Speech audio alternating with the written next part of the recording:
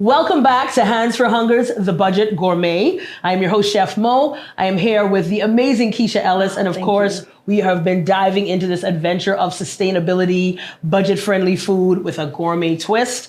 And today's featured ingredient was the amazing superfood coconut that we've already discussed. Has so many different purposes and is absolutely used from the skin or the bark that's in for firewood down to the essential oils that you can boil out of the milk, right? So we are full faceted here into our thread. We had our coconut rice on going, as we can see. That has already steeped. That is good to go. Amazing. We opened it and the scent like hit everybody across the room. So I think it's doing what it needs to.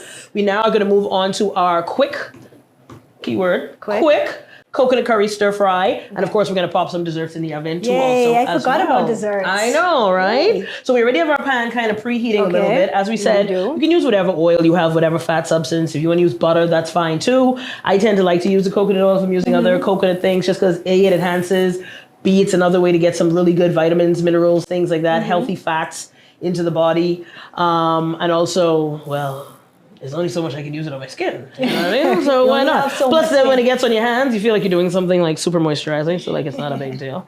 All right, so we're gonna go in just with a little bit of that here on the bottom. Okay. All right. Now this heat is up pretty high, right? The heat is up pretty high, and coconut oil does tend to have a pretty high smoke point. But the reason I have it up as high as it is, because as soon as that starts to kind of come together, I'm gonna get that curry kind of browning in there, and we're gonna need some heat to like activate that and kind of start breaking that down. And then we're gonna add in our plantains with some bouillon water. Bouillon is just like the cubes that you can get from the store. You don't have to use those. You can make your own just by putting some onion powder, garlic powder, fresh garlic, things like that in there just to flavor the water that's gonna kind of simmer out with those plantains, because that's gonna be where we start first, just to soften those up, all right? Yeah, and one day you'll teach us how to make vegetable stock one time, right? Oh my gosh. I am stock mama. I can tell you seafood stock, meat stocks, vegetable stocks. Right, because that's all about using everything as well, right? Absolutely. Waste not, want not, right? Yeah. Okay, so we have our oil in there. We're going to turn this down just a bit, and we're going to go in. It's going to get a little smoky. We're going to go in with our curry powder here. Nice. All right, and get that percolating. And we're just going to move that around because we don't want that to burn. Okay. All right, but we want to make sure it's covered and coated in that oil. Yeah. And of course, we're going in here with quite a bit of moisture at a point too. Once you see it starting to kind of get brown and you've moved it around enough, you're definitely going to want to get some water element in there so that it keeps it from actually burning. So you want to make sure you always have enough fat in the pan, whether that's your butter, your oil, coconut oil, that it's not going to stick and kind of burn as it's breaking down. Because you don't want to have that gritty curry flavor texture that's left. And you want to kind of toast that curry flavor too to kind of bring it out. The more you can kind of toast it and let the heat get to it before you actually start to cook it, you almost like release like a fifth element or something to the spice itself, right?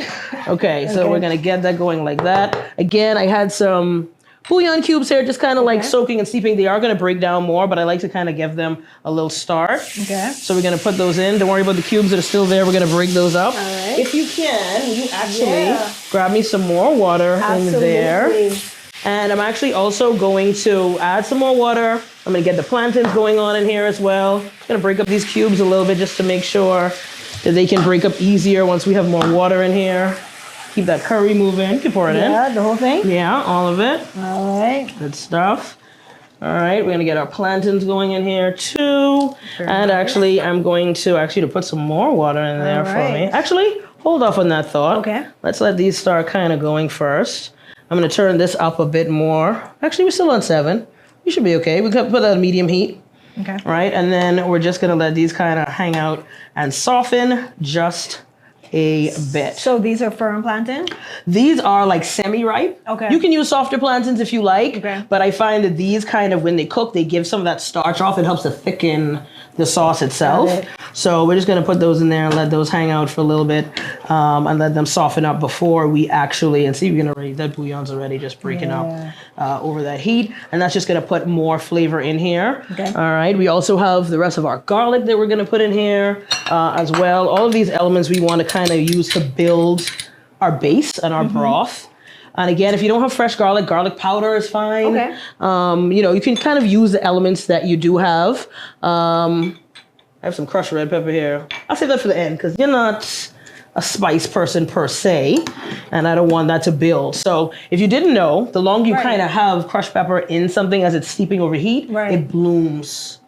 Ah, yeah. That makes sense. So that's one of those things where you can actually kind of add it closer to the end, and of course it's about the amount. You can add it closer to the end, and it will give you a little bit more grace to the actual. That is good to know. So is that only the case for crushed pepper, or is that just pepper in general? That is the case for any dried peppers. Okay. Yeah, the more time you give them into the moisture, the more they bloom, and the more they kind of breathe. Also, as most people do or don't know, the heat of peppers is actually in the seeds. So a lot of the times, the reason you'll see people figure like, why wasn't this spicy? And you only use like the meat or the main part of the pepper, you don't get that same heat. So obviously, I'm just losing all my time here. Obviously, and I don't know about you guys. I'm not going through the whole kitchen bonnet tie 'em up thing, but I just kind of let the time do what it has to do. But if you are one of those people who doesn't want to have to pick it out at the end, the easiest way to get time into your pot is to do the back peel, which is to hold the tip, and then you want to go against the grain of the actual leaves. And just kind of like pluck them in. Of course, it's like embarrassing me at this moment, but you know what it's doing, right? You just kind of go in reverse. And of course, this is fresh thyme. You can use the dried thyme. You can even use the thyme that comes in the seasoning jar that you buy if you have that. Some people come in a jar. For me, it's a no. I don't think I've ever seen that. Are you serious? Thyme comes in a paper bag. Everyone knows that. I mean, I agree. I'm here with you. All right, so okay, those plantains are already starting to kind of get nice and soft. Yes. And again, we don't want them to be mushy, but we do want them to just kind of get a head start on all the other elements that are going to go into this. So while this is kind of hanging out just a little bit,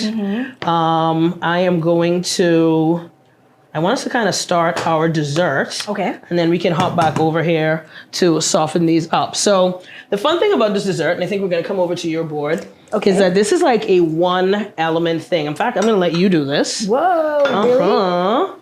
And then I'll do the final part of it. Okay. Actually, we can make some space over here if you'd rather come over here. You good over there? Tell me where to go, chef. All right, but listen, I just want you to be comfortable. No, I am comfortable. Okay, good stuff. So I'm going to turn this handle in over here. Turn this down a bit while this simmers. All right, now we're getting some little bubbles going in here. Good to go. See, I like this. This is the way a kitchen is supposed to be. Yeah, everything. Full of things. We're together. Just making space. Just making things happen. Yep. Okay. All right. So what we're going to do is we have condensed milk. Condensed, not evaporated. It has to be the sweet milk, right? Okay. And what we're going to do is we're going to pour that over our grated coconut. Okay. You can use regular grated, shredded, sweetened. You can make it yourself. You can use the kind that you buy, whatever you have.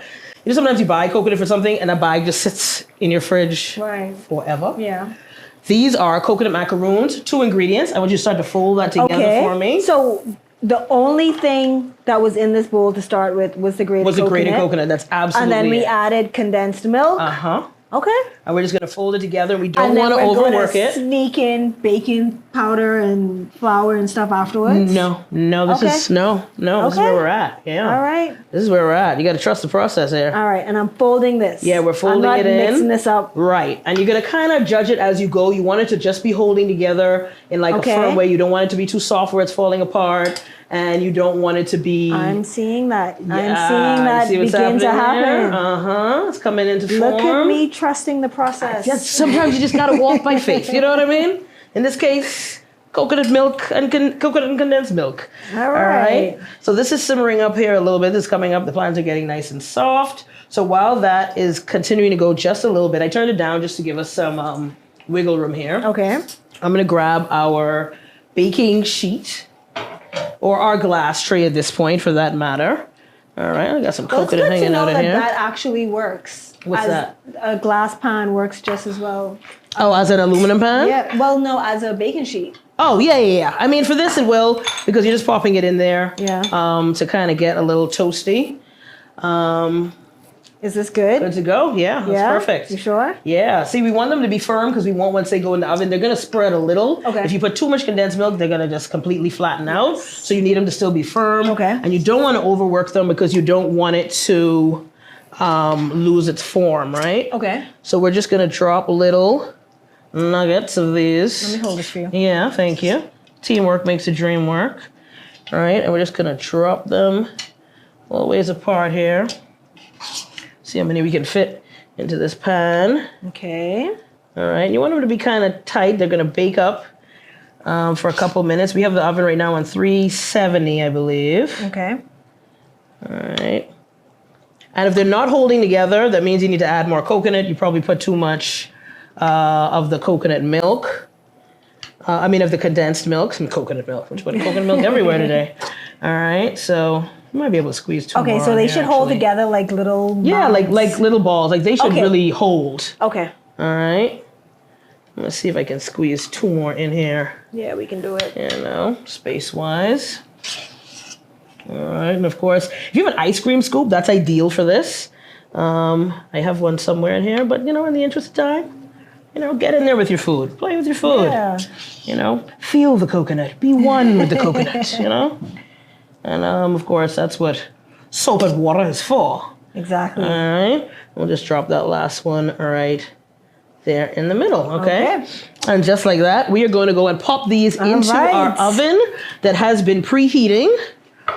So we're just gonna slide this in, and we're gonna finish up our stir fry and check on these in just a few minutes. In fact, I think I should set a timer here.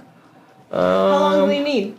I'm going to give them about 15 minutes. Okay. And then we're gonna go back and we're gonna check it out.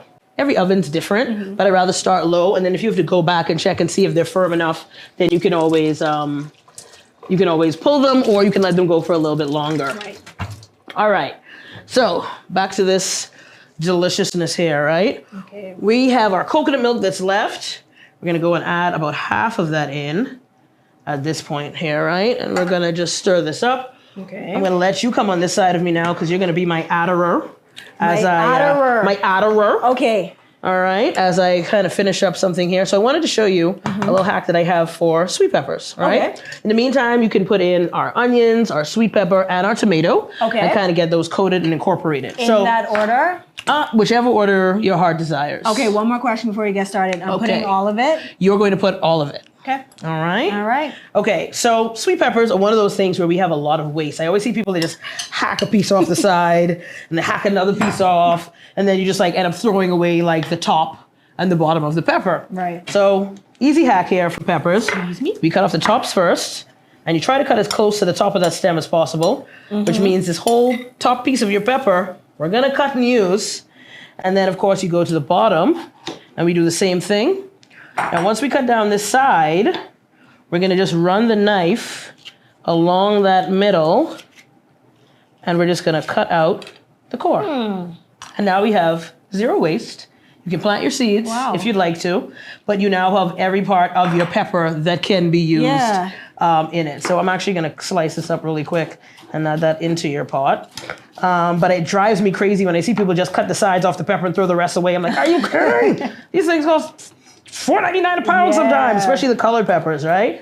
Do you have a pepper color favorite? And are you aware that they all taste different? I am aware that they all taste different. I recently learned, I'm ashamed to say this, but I was too old when I realized they were all the same pepper. In different stages of life? In different stages of life. Well, here we are. I thought they were different species of pepper. I think once it's a bell pepper, it's pretty much the same pepper. Right, and when she say bell pepper, she means sweet pepper. Sweet pepper, sorry. Sweet pepper, that's the gourmet pot. You call it bell, Exactly. All right, so we're just gonna get all of those steamed down right there. I'm gonna turn the heat up a little bit more now that we have more things in there. Okay, I'm gonna come behind you to also as well. And of course, we have to season everything. So I want you to, get a spoon for you. Okay. We always say we have to taste things as we go. So we wanna see what's happening, because remember, we did put the bouillon in there. Yes. We put some coconut milk in there. We wanna see. How we doing, chef? How we doing? Good Lord. Good Lord, good, right? Girl, we make that?